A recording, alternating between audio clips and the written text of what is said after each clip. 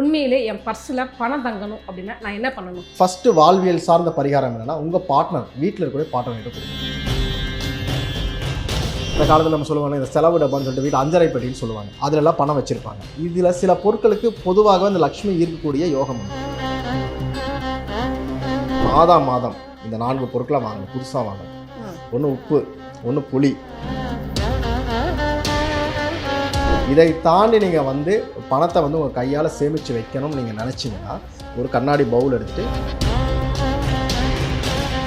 இந்த மாதிரி வழிபாடு செய்வதன் மூலமாகவும் பணத்தை ஈர்க்க முடியுமா? கண்டிப்பாக. ஸோ கடவுள்களை பொறுத்த வரைக்கும் கேட்டால் கொடுப்பாங்க. இந்த பொருட்களை மட்டும் அந்த 1 டிகிரி நகர்றதுக்குள்ளே வாங்கிட்டு வந்து பாருங்களேன், உங்கள் வீட்டில் ஆட்டோமேட்டிக்காக உங்களே யாரையாவது பணம் செஞ்சு.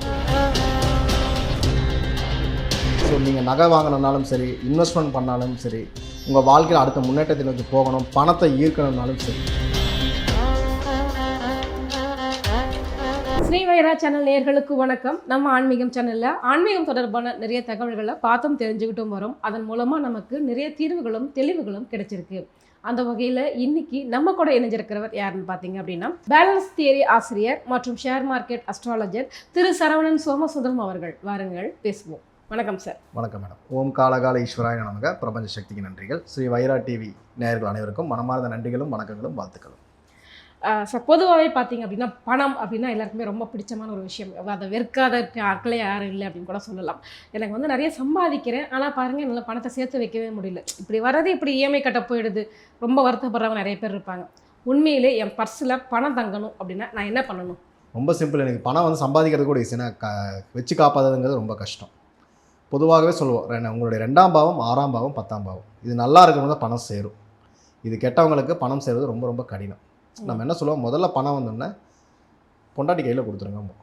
சுக்கிரன்னா மனைவி. அப்போது மனைவியின் கையால் கொடுத்து வாங்குவது நல்லது. பெண்களாக இருந்தால் கணவன் கையில் கொடுத்து வாங்குறது நல்லது. இது பொதுவாக இது மாற்றிக்கிட்டாலும் உங்கள் கையில் பணம் தங்கிடும். நீங்கள் நினைக்கிறீங்க 1 லட்ச ரூபா வாங்குறேன் சார், மாதம் கழிச்சு எனக்கு 1,10,000 செலவு வருது, கண்ட்ரோலே பண்ண முடியல. உங்களுடைய 2, 6, 10 ஏதோ ஒரு பாவம் கெட்டு போச்சுன்னு அர்த்தம். நடப்பு திசைகள் எது சப்போர்ட் பண்ணலன்னு அர்த்தம். அப்போ உங்கள் பணம் யாரோ ஒருத்தருக்கு லாபமாக போயிட்டுருக்கு. நீங்கள் இஎம்ஐ கட்டலாம், இல்லை நம்பி கொடுத்துருப்பீங்க, ஏமாந்துருக்கலாம். இதை முதல்ல கண்ட்ரோல் பண்ணணும்னா ஃபஸ்ட்டு வாழ்வியல் சார்ந்த பரிகாரம் என்னென்னா, உங்கள் பார்ட்னர் வீட்டில் இருக்கக்கூடிய பார்ட்னர்கிட்ட கொடுத்துருணும். அவர் தான் 7ஆம் பாவம். இந்த 7ஆம் பாவத்தை நம்ம வந்து வெளியே எப்படி சொல்லுவோம்னா சமூகம்னு சொல்லுவோம். சமூகத்தில் உங்கள் காசு போச்சுன்னா திரும்ப வராது. மனைவி கையில் காசு போனாலும் கணவன் கையில் காசு திரும்ப வராது. ஆனால் அவங்களுக்கு அது லாபமாக முடியும். யாரோ ஒருத்தர் கையில் கொடுத்து ஏமாறுவதுக்கு உங்கள் வீட்டில் இருக்கிற ஆட்கள் கையில் கொடுத்துட்டிங்கன்னா குறைந்தபட்சம் அது உங்கள் வீட்டில் இருக்கும்.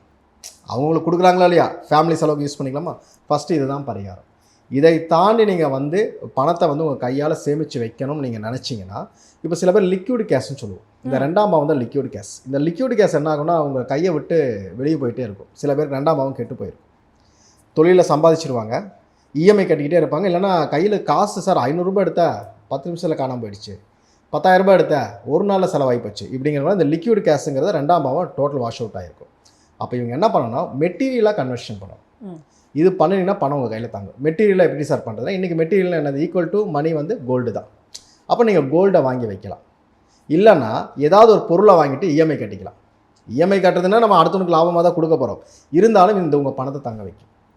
இதை விட்டுட்டு நான் வந்து ஏலக்காய் வைக்கிறேன், பச்சை கற்பூரம் வைக்கிறேன், இதெல்லாம் எதுக்குன்னா, இது வந்து அது வந்து அதனுடைய கிரகங்கள் என்ன சொல்லுதுன்னா லக்ஷ்மியுடைய கடாட்சம் அப்படின்னு சொல்லுவாங்க. இதெல்லாம் உப்பு, பருப்பு, அந்த காலத்தில் நம்ம சொல்லுவாங்க இந்த செலவு டப்பான்னு சொல்லிட்டு வீட்டு அஞ்சரை பெட்டின்னு சொல்லுவாங்க. அதிலெல்லாம் பணம் வச்சுருப்பாங்க. இதில் சில பொருட்களுக்கு பொதுவாக இந்த லக்ஷ்மி ஈர்க்கக்கூடிய யோகம் உண்டு.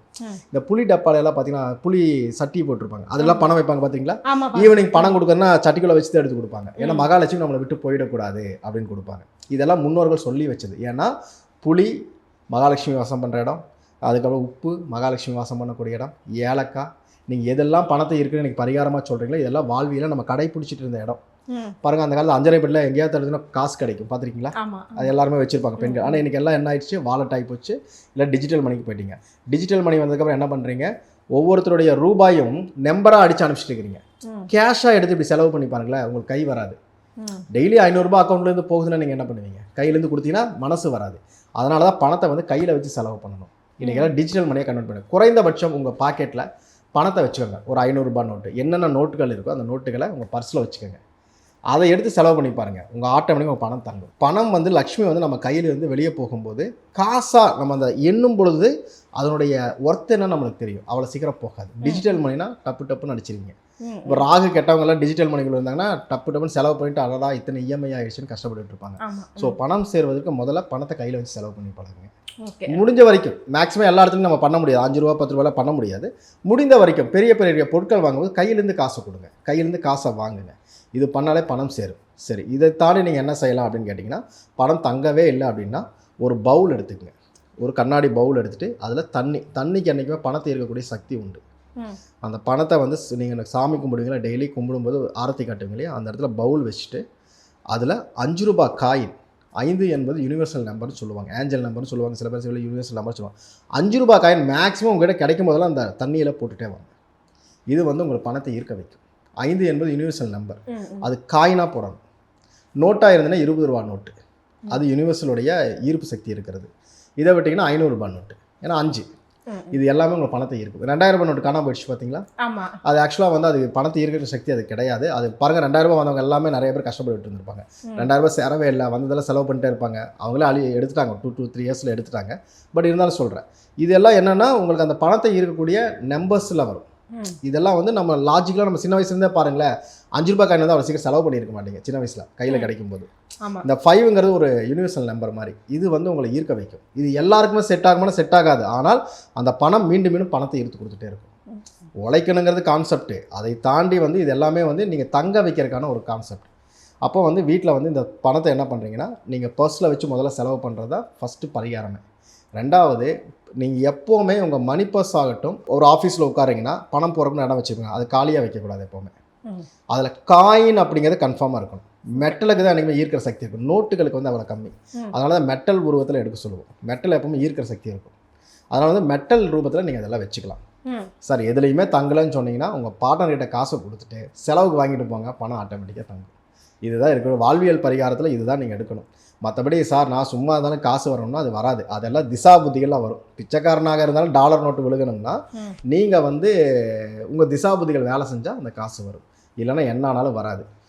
பணம் வந்து இஎம்ஐ கட்டிக்கிட்டே இருக்காங்க சொல்கிறோம் இல்லையா, இவங்களுக்கு நாங்கள் சொல்லக்கூடிய மெயின் பரிகாரமே இதுதான். ஃபஸ்ட்டு வந்து காசை கையில் எடுத்து செலவு பண்ணுங்கள். செலவு பண்ணினீங்கனாலே உங்களுடைய பணம் ஆட்டோமேட்டிக்காக தங்க ஆரம்பிக்கும். சார் அதே மாதிரி இந்த அரகஜா, புணுகு, இந்த மாதிரி வாசனை திரவியங்களை பயன்படுத்தினாலும் பணத்தை ஈர்க்கிற சக்தி இருக்குது அப்படின்னு சொல்லி கண்டிப்பாக உண்டு, அதுக்கெல்லாம் உண்டு, அது நிச்சயமாக உண்டு. அது வந்து பார்த்தீங்கன்னா அந்த காலத்துலேருந்தே அதுக்கான கான்செப்ட் இருக்கும். உதாரணம் சொல்கிறேன், நீங்கள் இந்த அரகஜா இந்த கான்செப்ட்லாம் பண்ணுறீங்க, இந்த புணுகெல்லாம் பார்க்குறீங்க, நீங்கள் பக்கத்தில் பண்ண அந்த வாசனை உங்களுக்கு இருக்குதா, அது அட்ராக்ட் ஆகி தானே வாங்குறீங்க. இந்த சேமே தான் மணிக்கும் அந்த கான்செப்ட் உண்டு, சரிங்களா. இதை நம்ம வாசனை திரவியத்துக்கு என்னென்னா சுக்கிரனுடைய ஆதிக்கம், அது எல்லாமே சுக்கிரன்னா பணம். அப்போ என்ன ஆகும், அது ஆட்டோமேட்டிக்காக உங்களுக்கு ஈர்க்க வைக்கும். அதுதான் நீங்கள் வந்து பணத்தை அடுத்தவன் பாக்கிலிருந்தால் கொண்டு வராது, உங்களை தக்க வச்சுக்கும். அந்த சுக்கிரனுடைய ஆதிக்கம் உங்களுக்குள்ளே வந்துட்டாலே, சுக்கிரன்னா மகாலட்சுமி இல்லாத காசா, மகாலட்சுமி கிட்ட இல்லாத அலங்கார பொருட்களா, மகாலட்சுமினாலும் ரொம்ப அழகானவங்க எல்லாமே சொல்லுவோம். ஸோ இது வந்து அதுக்கு ஈர்க்கக்கூடிய சக்தி இருக்கிறனால அது ஆட்டோமேட்டிக்காக உங்களை சுற்றி வந்துடும் சொல்லுவாங்க. ஃபார் எக்ஸாம்பிள் சொல்கிறேன், நீங்கள் வந்து ஒரு நகை கடை போகிற ஸ்ட்ரீட்டெல்லாம் போய் பாருங்களேன், துணி கடை போடுற ஸ்ட்ரீட்டெல்லாம் போய் பாருங்கள், அந்த எல்லா ஸ்ட்ரீட்டுமே வெல்த்தியாக இருக்கும். ஆமாம், பார்த்துருக்கீங்களா. நான் சொல்லுவாங்க பெரியவங்களா, ஏதாவது ஆஃபீஸ் போடுறதா இருந்தால் இந்த ஸ்ட்ரீட்டில் போய் போடு, எல்லா இடத்துலையும் போய் போடக்கூடாது, இந்த ஸ்ட்ரீட்டில் போய் போடு அப்படின்னு சொல்லுவாங்க. அங்கெல்லாம் வெல்த் ஆட்டோமேட்டிக்காக, அதில் சுக்கிரனுடைய ஆதிக்கம் இருக்கக்கூடிய இடம். ஸோ இப்போ வந்து எனக்கு சுக்கிரனோட ஆதிக்கம் வரணும் அப்படின்னா ஒரு சிலர் சொல்லுவாங்க மகாலட்சுமி கோயிலுக்கு வந்து வார வெள்ளிக்கிழமை சுக்கிர ஓரையில் போயிட்டு வாங்க அப்படின்னு சொல்லிட்டு. ஸோ இந்த ஓரையும் அந்த மகாலட்சுமி தெய்வமும் எந்த அளவுக்கு கனெக்ட் ஆகுறாங்க, அப்படி போகணும் அப்படின்னா பணத்தை ஈர்க்க முடியுமா சார்? கண்டிப்பாக இருக்கலாம். அதாவது எப்படின்னா, நாங்கள் ஜோதிடர் ஆக்சுவலாக வந்து இந்த பரிகாரத்தின் மூலயமா மட்டும் ஒரு மனிதனை மேலே உயர்த்திட முடியாது. உங்களுடைய நேரம் காலம் ஒத்துழைக்கணும்னு நம்ம சொல்லுவோம். இதை தாண்டி நம்ம பண்ண வேண்டிய ஒர்க்குன்னு இருக்கு இல்லையா, நேர காலத்துக்கு போய் அதுதான் ஓரைகள், திசா புத்திகள் எல்லாமே. சுக்கிரன் என்கிற ஆதிக்கம் வந்துட்டாலே உங்களுக்குள்ள ஆட்டோமேட்டிக்காக அழகுங்கிற விஷயங்கள் வந்துடும். அழகுன்னு ஒரு விஷயம் வந்துட்டாலே பாருங்கள், ஆள் பாதி ஆடை பாதி. அட்ராக்ஷன் நீங்கள் கொடுக்க உங்களுடைய ஈர்ப்பு சக்தி அதிகமாகிட்டே இருக்கும். 4 பேர் நம்மளை வாட்ச் பண்ணுவாங்க, அடுத்தது என்ன பண்ணுறாங்கன்னு யோசிப்பாங்க. யோசிக்கும் போது உங்களுக்கான பிஸ்னஸ் ஆட்டோமேட்டிக்காக கிடைக்கும். இதுதான் பணத்தை ஈர்க்கக்கூடிய வழிகள். அதனால தான் நம்ம சொல்லுவோம், எப்போவும் போகிற இடத்துக்கு கொஞ்சம் நீட் அண்ட் க்ளீனாக போங்க, கொஞ்சம் அழகுபடுத்திட்டு போங்க, ஒரு வாசனை திரவியங்கள் அடிச்சுட்டு போங்க. இது இருக்கிற என்ன அர்த்தம், பணம் வருது. எப்படி வரும், உங்களுக்கான பிஸ்னஸ் ஆட்டோமேட்டிக்காக கிடைக்கும் போது ஆட்டோமேட்டிக்காக நீங்கள் சம்பாதிப்பீங்க. மற்றபடி அது அடிச்சுக்கிட்டே இருந்தீங்கனால வராது. அப்படி பார்த்து சென்ட் விற்கிறான் பார்த்தீங்களா, அவங்ககிட்ட தான் காசு நிறையா இருக்கணும். இன்றைக்கி வரைக்கும் இருக்கா, கிடையாது. இதை வந்து நீங்கள் புரிஞ்சிக்கிற இடத்துல தான் இருக்குது. அதை அடித்தா வருமானு சொல்லலை, அதை அடிச்சுட்டு நீங்கள் வீட்டில் உட்காரக்கூடாது, உங்களுக்கான வேலைகளில் போகணும். புரியுதுங்களா? அப்போ இந்த ஓரைகள் என்ன பண்ணணும்னா நீங்கள் அந்த டயத்தில் போய் உங்களோட பிஸ்னஸை ஸ்டார்ட் பண்ணுங்கன்றோம். சுக்கிர ஓரை அப்போ பணம் சார்ந்த விஷயங்களை பற்றி போய் பேசுங்கன்றோம். நீங்கள் வர வேண்டிய பணமாகட்டும், கொடுக்க வேண்டிய பணமாகட்டும், அதை பற்றின பேசுனீங்கன்னா ஒரு தீர்வு கிடைக்கும். காசுக்காக ஒரு பிஸ்னஸ் பண்ண போகிறீங்க, ஒரு இடத்துல போய் பிஸ்னஸ் கேட்குறீங்க, லாபம் கிடைச்சிடும். அந்த சுக்கிரன் அப்படிங்கிறது அது ஆதிக்கம் தான். அது வந்து முழுக்க முழுக்க பணமாக நீங்கள் எடுக்காமல் உங்களுக்கான ஈர்ப்பாக தான் நீங்கள் எடுத்துக்கணும். அது உங்கள் திசாபுதிகளை கூட கனெக்ட் ஆகும்போது லாபத்தை கொடுக்கும். அதே மாதிரி மகாலட்சுமி வழிபாடு வர வெள்ளிக்கிழமை பண்ணுங்க, சுக்கிர ஓரையில பண்ணுங்க அப்படின்னு சொல்றாங்க. இந்த மாதிரி வழிபாடு செய்வதன் மூலமாகவும் பணத்தை ஈர்க்க முடியுமா? கண்டிப்பாக பண்ணலாம். மகாலட்சுமினால நீங்கள் அதாவது ஒரு கடவுளை போய் கும்பிடுறீங்க, எதுக்காக போய் கும்பிடுவீங்க? ஏதோ ஒரு தேவைக்காக போய் கும்பிடுறீங்க. அப்போ பணத்தை வச்சிருக்கிறது யார்? ஒன்று குபேரன், ரெண்டாவது மகாலட்சுமி. இவங்ககிட்ட பணம் இருக்குது. அப்போ யார்கிட்ட என்ன இருக்கோ அதை கும்பிட்டா கிடைக்கும். தன்வந்திரியை போய் கும்பிட்றீங்க, எதுக்காக கும்பிட்றீங்க? சார் எனக்கு ஒரு நோய் குணமாகணும், எனக்கு உடம்பு செல்லாமல் போகுது, நல்லா வைத்தியா காட்டு. சரஸ்வதி கும்பிட்றீங்க, எது கும்பிட்றீங்க? ஒரு படிப்புக்காக கும்பிடுங்க, ஒரு அறிவு வேணும்னு கும்பிட்றீங்க. அப்போ மகாலட்சுமி எது கும்பிடுவோம்? ஸோ கடவுள்களை பொறுத்த வரைக்கும் கேட்டால் கொடுப்பாங்க. அந்த கொடுக்கக்கூடிய காலம்தான் ஜாதகத்தில் மாறுமே தவிர அந்த வழிபாடுகள் என்பது உங்களை அடுத்த நிலைக்கு கொண்டு போயிடும். உங்கள் முதலாளிகிட்ட போய் சார் சம்பளத்தை ஏற்றுங்க, சார் சம்பளத்தை ஏற்றுங்கன்னு கேட்டுக்கிட்டே இருக்கிறீங்க. அவர் பார்க்கலாம்ங்கிறார், ஏதாவது ஒரு மாதம் ஏற்ற தான் செய்ய வரார் இல்லையா? இந்த சேம் வே தான் மகாலட்சுமிங்கிற அந்த நேரம் வரும்போது அவர் கொடுப்பாங்க. ஆனால் நீங்கள் கேட்கணுங்கிறது ரூல். அதுக்கு தான் அந்த வழிபாடுகள். மகாலட்சுமிக்கு பிடிச்ச மாதிரி நம்ம படையல் ஆகட்டும், இல்லை மகாலட்சுமி பிடிச்சா வீட்டை சுத்தமாக வச்சுக்கணும். முதல்ல வீடு சுத்தமாக இருக்கணும். கண்டிப்பாக வீட்டில் பூஜை அறையில் மகாலட்சுமி வாசம் செய்யக்கூடிய பருப்பாகட்டும், பருப்புனா குருவை சொல்லுவாங்க, அது பெருமணத்தை சொல்லும். உப்புங்கிறது மகாலட்சுமி வாசம் பண்ணக்கூடியது. புளி, அரிசி, அன்னபூரணி இருக்கக்கூடியது. இந்த பொருட்களை வந்து நீங்கள் எப்பவுமே பூஜை அறையில் வச்சு கும்பிட்டீங்கனாலே ஆட்டோமேட்டிக்காக மகாலட்சுமி வந்துடுவாங்க. எப்பவுமே ஒரு கிண்ணத்துல வந்துட்டு பருப்பு, புளி, அதுக்கப்புறம் உப்பு, அரிசி, இது ரெகுலராக உங்கள் பூஜை அறையில் இருக்கணும். அக்ஷய திருதி அன்னைக்கு வந்து எல்லாம் போய் நகை வாங்கினா நகை சேருன்னு சொல்கிறீங்களா? ஆக்சுவலாக அது சொல்லப்பட்டது விவசாய பொருட்களுக்காக சொல்லப்பட்டது. அது காலத்துக்கு ஏற்றபடி நகைக்காக மாற்றிக்கிட்டாங்க. இது எப்போவுமே நீங்காமல் நம்ம வீட்டில் இருக்கணும். அக்ஷய திருதி அன்னைக்கு போய் புதுசாக வந்து அந்த மளிகை சாமான்களை வாங்கிட்டு வருவாங்க. ஏன்னா வருஷம் பூரா நம்மளுக்கு வந்து பஞ்சம் வரக்கூடாது, வீட்டில் என்ன கஷ்டம் இருந்தாலும் சாப்பாட்டுக்கு பஞ்சம் வரக்கூடாதுன்னு சொல்லி அக்ஷய திருதியை யூஸ் பண்ணிட்டு இருந்தாங்க. இந்த விவசாயிகளை விதை நெல் வாங்க போவாங்க. அந்த மாதிரி நம்ம குடும்ப பெண்கள் முதல்ல என்ன பண்ணணும்னா வீட்டில் கஷ்டம் வரக்கூடாது. ஏன்னா குடும்ப பெண்கள் தான் வீட்டை கவனிப்பாங்க. ஆம்பளை சம்பாதிச்சு கொடுத்துட்டு போயிடுவாங்க. 100 ரூபானாலும் சரி, 1000 ரூபானாலும் வச்சு காப்பாற்றுறது பெண்கள் தான். அப்போ இந்த பெண்கள் முதல்ல வந்து வரக்கூடிய வருமானத்தில் மாதம் இந்த 4 பொருட்களை வாங்கணும், புதுசாக வாங்கணும்.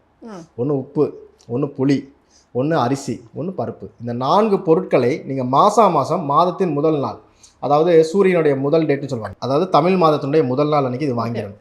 சித்திரைனா சித்திரை 1ஆம் தேதி அந்த 1 டிகிரி நகருக்குள்ளே வாங்கிடணும். இதெல்லாம் ஈர்க்கக்கூடிய சக்தின்னு சொல்லுவோம். அப்போ இதெல்லாம் நீங்கள் ரெகுலராக மாதம் வாங்கணும். பாருங்கள், மளிகை சாமானெல்லாம் மாதம் தான் போடுவாங்க. இன்றைக்கெல்லாம் வருஷத்துக்கு வாங்குறாங்க, சில பேர் 3 மாதத்துக்கு ஒரு தடவை வாங்குறாங்க. மாதம் மளிகை லிஸ்ட்டில் முதல் எழுதுறது என்ன எழுதுவாங்க? உப்பு, மஞ்சள். அது நார்மலாக முதல்ல எழுத வேண்டியது. காசு வேணும் உப்பு, மஞ்சள், புளிங்கிறது காமன், எல்லா இடத்துலையும் இருக்கும். இதுக்கு அப்புறம் தான் மற்ற பொருட்களே வரிசையாக வரும் அந்த காலத்தில். ஸோ இதை நீங்கள் வந்து ரெகுலரைஸ் பண்ணினீங்கன்னா உங்களுக்கான விஷயங்கள் ஆட்டோமேட்டிக்காக. இந்த மகாலட்சுமி நான் பணம் மட்டும் நினச்சிட்டு இருக்கிறீங்க, பணம் மட்டும் கிடையாது. உங்கள் வாழ்க்கைக்கு தேவையான அத்தனை விஷயங்களும் பணத்தில் தான் நிறைவடையுது ஃபைனலாக வந்து. ஸோ அது குறையாமல் இருக்குன்னா ஃபஸ்ட்டு இந்த மாதம் இந்த பொருட்களை வாங்கி பழகுங்க. மாதத்தின் முதல் ஊதியம், ஒரு சம்பளம் வாங்கினீங்கன்னா முதல் பணத்தை எடுத்து இஎம்ஐ கட்டாதீங்க. உங்கள் வீட்டுக்கான ஒரு பொருளை வாங்குங்க. மகாலட்சுமி தங்கிடுவா. 1 ரூபாய்னாலும் வீட்டுக்காக வாங்கணும். அது நகையாக இருக்கட்டும், இல்லை ஏதாவது ஒரு விஷயம் உங்கள் வீட்டுக்காக செலவு பண்ணுங்கள். குடும்பத்தோடு போய் ஒரு செலவு பண்ணுங்க. நீங்கள் சந்தோஷமாக இருந்தீங்கன்னா மகாலட்சுமி அங்கே இருப்பா. நீங்கள் 1 லட்ச ரூபா வருது, 90,000 ரூபாய் இஎம்ஐ போயிடுச்சுன்னா 10,000 ரூபாய் எப்படி கொண்டு வருவேன்? மூஞ்சி எல்லாம் சுருங்கி போய் என்னடா பணம் போச்சுன்னு கொண்டு வந்து கொடுப்பீங்க. இது இல்லாமல் வீட்டுக்காக முதல் செலவு பண்ணிங்கன்னா மகாலட்சுமி தங்கிடுவார். இது வந்து இதெல்லாம் வாழ்வியல் சார்ந்த விஷயங்கள். அந்த காலத்தில் என்ன பண்ணினாங்களோ அதை அப்படியே ஃபாலோ பண்ணுங்கன்னு சொல்கிறோம். அந்த காலத்தில் இருக்காலாம் ஒன்றும் தெரியாத பல பகுத்தறிவுவாதிகள்ங்கிற பேரில் இன்றைக்கெல்லாம் முட்டாள்தனமாக பண்ணிட்டுருக்காங்க. ஆக்சுவலாக அந்த காலத்து ஆளுகள் சரியாக வாழ்ந்துருக்காங்க, நம்ம தான் சரியாக வாழாமல் இருக்கோம். இஎம்ஐக்குள்ளே முதல் நாள் நீங்கள் இஎம்ஐ கட்டினீங்கன்னா மாதம் பூரா கட்டிகிட்டு இருப்பீங்க. சங்கராந்தின்னு கேள்விப்பட்டீங்களா? ஜோதிடத்தில் வந்து 12 மாதங்கள் 12 விதமான சங்கராந்திகள் உண்டு. நம்மளுக்கு தெரிஞ்ச மகர சங்கராந்தி, பொங்கல் கொண்டாடுற அதுதான் சொல்லுவோம். ஆனால் ஒவ்வொரு மாதம் சங்கராந்தி உண்டு. சூரியன் வந்து முதல் டிகிரியில் வரும்போது கேட்டதை கொடுப்பாருங்கிறது ஒரு ரூல். அந்த சங்கராந்தி சூரியன் ஒவ்வொரு மாதமும் நகரும் பொழுது நம்ம பாராயணம் பண்ணணும், சரிங்களா? அதெல்லாம் பண்ணும் பொழுது நீங்கள் கேட்குறத அந்த சூரியன் கொடுப்பார். சூரியன் இல்லைன்னா உலகம் இல்லைன்னு சொல்லுவாங்க, அவர் கொடுப்பார். அப்போ அன்னைக்கு டேட்டுக்கு நம்ம என்ன சொல்கிறோம்னா, நீங்கள் ஏதாவது ஒரு வேண்டுதலை சாமிகிட்ட வச்சுட்டு இந்த பொருட்களை மட்டும் அந்த 1 டிகிரி நகர்றதுக்குள்ளே வாங்கிட்டு வந்து பாருங்களேன், உங்கள் வீட்டில் ஆட்டோமேட்டிக்காக உங்களே யாரையாவது பணம் சேர்ந்துட்டே இருக்கும். அது எப்படி சார் கண்டுபிடிக்கிறது? 1 டிகிரி சித்திரை மாதம் முதல் நாள், வைகாசி முதல் நாள், இது மாதம் வருது இல்லைங்க. தமிழ் மாதம், நம்மளாம் ஆங்கில மாதத்தில் இருக்கோம், தமிழ் மாதத்தை வச்சுக்கோங்க. வைகாசி 1, அடுத்து மிதுனத்துக்கு போகிறாரு, சித்திரை ஆனி மாதம், ஆனி 1, ஆவணி 1, ஒவ்வொரு மாதத்தின் முதல் நாள் நீங்கள் வாங்குங்க. நம்மளுக்கு எப்போவுமே தமிழ் தான், தமிழ் தேதி தான் நம்ம எடுக்கணும். தமிழ் மாதம் நீங்கள் வாங்கி பாருங்கள், உங்களுக்கு ஆட்டோமேட்டிக்காக பணம் சேரும். 12 மாதத்தில் 4 மாதம் உங்களுக்கு கொடுப்பனை மாதமாக இருக்கும். ஏதாவது ஒரு மாதம் கரெக்டாக கொடுத்துருவாரு. நீங்கள் மாதம் பூரா நீங்கள் இந்த மாதம் இல்லை அடுத்த மாதம் 4 மாதங்கள் கொடுப்பனை மாதம் ஒவ்வொருத்தருக்கும் ஜோதிடத்தில் இருக்குது. அப்போ எந்த மாதம் எனக்கு தெரியல சார், நான் என்ன சார் பண்ணேன், 12 மாதம் வாங்குங்க, 4 மாதம் கொடுத்துருவாருல்ல. கொடுக்காத மாதம் பற்றி கவலைப்படாது, அது எப்பவுமே கொடுக்கலன்னு நினச்சிக்கோங்க. ஆனால் 12ல் 4 மாதம் கொடுப்பனை இருக்கும். அதனால தான் சொல்லுவோம், மாதத்தின் முதல் தேதி ஏதாவது ஒரு பொருள் வீட்டுக்கு வாங்குங்க. மகாலட்சுமி வீட்டுக்கு வருவாங்க. உப்போ மஞ்சளோ எது வேணால் வாங்க. உங்கள் வீட்டுக்கு கையில் காசு அதிகமாக இருக்கா, வீட்டுக்கு ஒய்ஃபுக்கு நகை வாங்கி கொடுங்க, இல்லை குழந்தைங்களுக்கு ஏதாவது கேட்குறது வாங்கி கொடுங்க. அப்போ சந்தோஷம் ஆட்டோமேட்டிக்காக வருமா? சந்தோஷம் இருக்கிற இடத்துல மகாலட்சுமி இருப்பாங்க ரூல். வீட்டை வந்து சுத்தமாக வச்சுங்க. அந்த காலத்தில் சொல்லுவாங்க சாயந்தரமான வீடு கூட்டக்கூடாது, இதெல்லாம் சொல்லுவாங்க. இதெல்லாம் வாழ்வியலோடு சம்மந்தப்படுத்தப்பட்ட பரிகாரங்கள். அதையெல்லாம் ஃபாலோ பண்ணுங்கன்றான். இன்றைக்கெல்லாம் வீடு கூட்டுறதில்ல, கோலம் போடுறதில்ல, இதெல்லாம் பண்ணுறீங்கல்ல. சுத்தமாக இருக்கிற இடத்துல மகாலட்சுமி இருப்பான். நம்ம பொதுவாக என்ன சொல்ல, சுத்தம் சோறு போடுன்றீங்க. என்ன கான்செப்ட்? ரொம்ப சிம்பிள். சனிங்கிற காரகம் வெளியே போயிடுச்சு, சனிங்கிற காரகம் வெளியே போனால் சுக்கிரங்கிற காரகம் என்ட்ராயிடும். இதுதான் வாழ்க்கை. ஸோ நீங்கள் அதை ஃபாலோ பண்ணிங்கன்னா போதும். அதுக்கப்புறம் நீங்கள் சொல்லக்கூடிய இந்த ஏலக்காய் ஆகட்டும், இல்லை கிராம்பாகட்டும், இல்லை வந்து நீங்கள் சொல்லக்கூடிய பச்சைக்கல்பூர் ஆகட்டும், புணுகாகட்டும், எது வேணால் வச்சுக்கோங்க. அது உங்களுடைய வேல்யூவை கூட்டிக்கிட்டே போகும். கண்டிப்பாக. நம்ம வந்து சுத்தமாக இல்லாமல் நம்ம வீட்டெல்லாம் வச்சுனா இதை மட்டும் வச்சுக்கோன்னா அது கண்டிப்பாக செட் ஆகாது. இதெல்லாம் கரெக்ட் பண்ணாலே போதும். அது போக திசா புத்திகள் ஒரு கான்செப்ட் இருக்குது, அதன் மூலிமா நீங்கள் சம்பாதிக்கலாம். கண்டிப்பாக சார். சரி, இப்போ வந்து பணம் சம்மந்தப்பட்ட நிறைய விஷயங்களை வந்துட்டு எங்களுக்கு தெளிவான விளக்கங்களை கொடுத்துருக்கீங்க. அடுத்தது இந்த தங்கம் அப்படின்னு எடுத்துக்கிட்டோம் அப்படின்னாலே, அப்பா 1 லட்ச ரூபாயா ஒரு பவுன், அதை தாண்டி போயிட்டுருக்கா, நம்மளாம் வாங்க முடியுமா அப்படின்னு யோசிக்கிறவங்களாம் இருப்பாங்க. உண்மையாலுமே இதெல்லாம் போய் பண்ணோம் அப்படின்னா யார் வேணாலும் தங்கம் வாங்கலாம் அப்படின்னு ஏதாவது சூட்சும ரகசியங்கள் ஏதாவது இருக்கா சார்? பாருங்க, தங்கம் வந்து காசு இருக்க யார் வேணால் வாங்கலாம், எல்லாருமே வாங்க தான் செய்வாங்க. இன்வெஸ்ட்மெண்ட் பிளானில் கோல்டு போயிட்டுருக்கு. இன்றைக்கி ஒரு காலத்தில் வந்து தங்கம் வாங்காதவங்க நிறைய பேர் தங்கம்லாம் வாங்குற மாதிரி யோசிச்சிங்க. இன்றைக்கி எல்லாம் இன்வெஸ்ட்மெண்ட் ஆகிடுச்சு. வேர்ல்டு வைட் தங்கம் வந்து எனக்கு பெரிய வேல்யூ ஆகிடுச்சு. நீங்கள் தங்கத்தை வாங்கணும்னு முடிவு பண்ணிட்டீங்கன்னா 100 ரூபாய்க்கு கூட எனக்கு தங்கம் வாங்கலாம். ஷேர் மார்க்கெட்டில் ETF ஒரு கான்செப்ட் இருக்குது.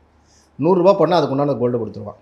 இப்போ நிறைய நகைச்சீட்டு போடுறீங்கல்ல, நகைச்சீட்டு போட்டிங்கன்னா 1000 ரூபாய்க்கு மாதம் கட்டுங்க, 300 ரூபா கட்டுங்க, கட்டுற அளவுக்கு உங்கள் தங்கம் ஆட் ஆகிடும். அதே போல் தான் செபி வந்து என்ன பண்ணியிருக்காங்கன்னா ETF ஒரு கான்செப்ட் கொண்டு வந்திருக்காங்க.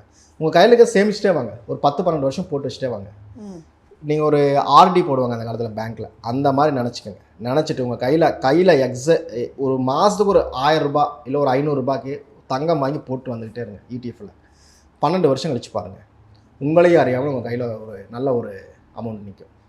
நீங்கள் 100 ரூபாய்க்கு வாங்கின தங்கம் குறைஞ்சபட்சம் 200 250 ரூபா போயிடும். நான் சொல்கிறது மினிமம், கொஞ்சம் குறைஞ்சபட்சம். நீங்கள் மாதம் இதை பண்ணணும்.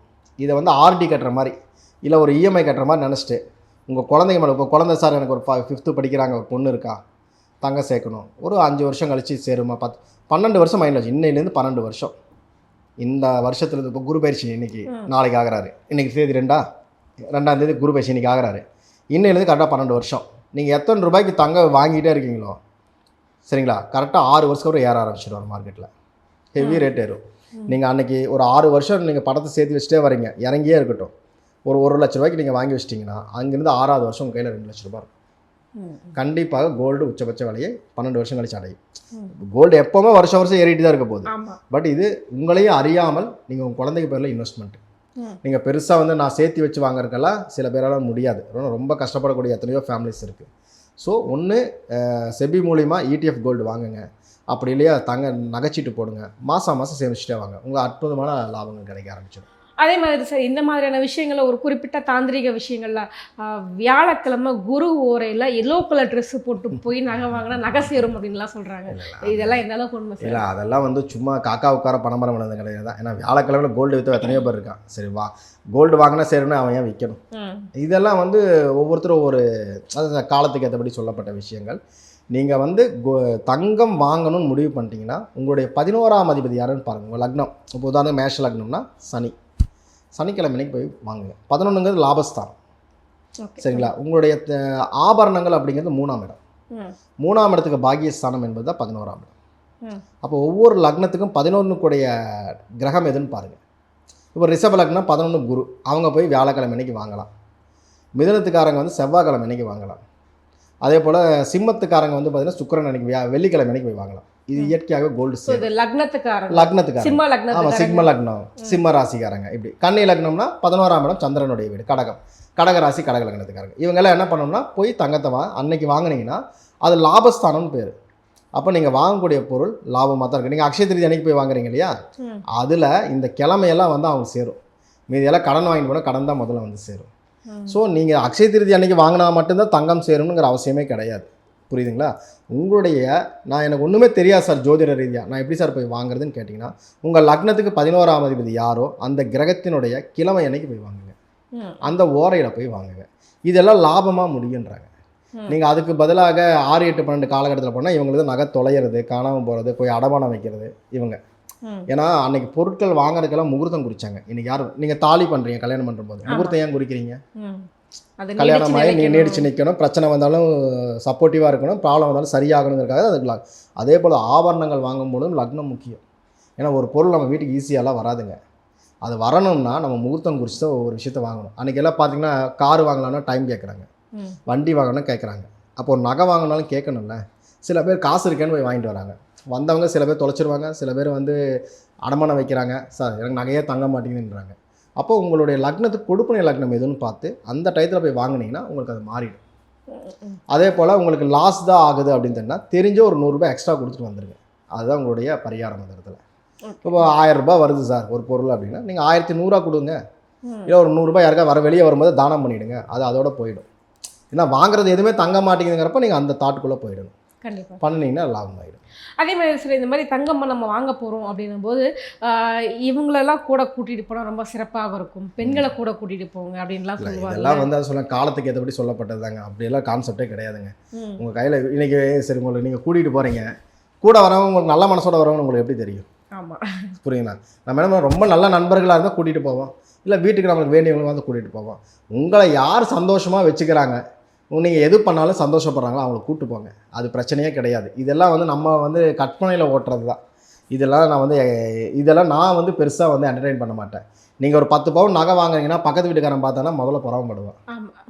உங்கள் கூட உங்கள் கூட பிறந்தவங்களே இன்றைக்கி பொறாமப்படுறாங்க. நீங்கள் எப்படி 3வது மனைவிக்கு சரியாக இருப்பாங்க நம்புறீங்க? வெளியே சிரிக்கலாம், நம்மளுக்கு தெரியாது. ஸோ முடிந்த வரைக்கும் உங்கள் குடும்ப உறுப்பினர்களை கூப்பிட்டுக்கங்க. அவங்கள வந்து உங்களுக்கு லக்னத்துக்கு நான் சொன்னேன் 11ஆம் இடம் லாபஸ்தானம் நம்ம சொல்லிட்டோம். அந்த லக்னம் ராசி யாராவது இருந்தாலும் கூட்டிகிட்டு போங்க. இப்போ நான் ஏற்கனவே சொன்ன மாதிரி இப்போ தனுசு லக்னம்னு வச்சுக்கோங்களேன், நீங்கள் 11 கூட யார்? துலா ராசி, துலா லக்னத்துக்காரன் கூட வந்து கூப்பிட்டு போங்க, லாபமும் முடியும். அவங்கெல்லாம் உங்களுக்கு சப்போர்ட்டிவ் கேரக்டர்ஸ்னு சொல்கிறோம். உங்களுக்கு லாபத்துக்கு கொடுக்குறவங்களே அவங்க தான்.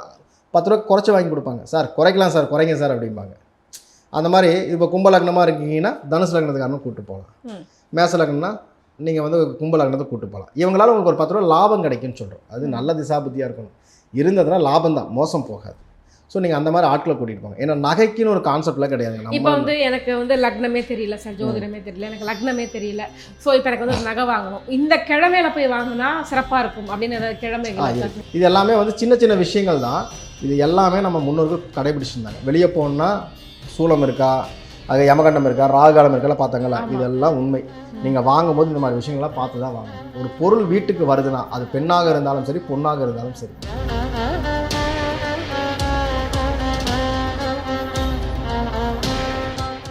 தினந்தோறும் இறை அருளின் ஒளிபரப்பை காண ஸ்ரீ வைரா டிவி